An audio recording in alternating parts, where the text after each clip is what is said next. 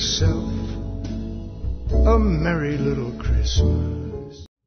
No, no, no. The lyrics are supposed to be, have yourself a Merrylicious Christmas.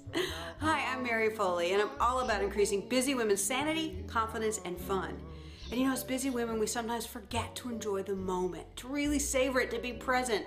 And during the holidays, there's so many great moments, like the moment when your kid goes up to sit on Santa's lap and they're excited and they're nervous all at the same time. The moment when you go to a holiday party and you see a friend you haven't seen in forever and you get to catch up. Or the moment, many moments, where you get to taste something really delectable and delicious, or you get to try a new drink and you didn't have to make one of them. I love those moments. And over the holidays, these and so many more moments, they really make the holidays meaningful. Because that's what our lives are, really a bunch of moments strung together. So busy woman, I've got a little challenge for you to help remind you to really enjoy those delicious moments. And that is, whatever nail color you're wearing, maybe it's pink, maybe it's purple, maybe it's red, maybe it's on your fingers, maybe it's on your toes. Whatever it is, you rename it right now to Merrylicious.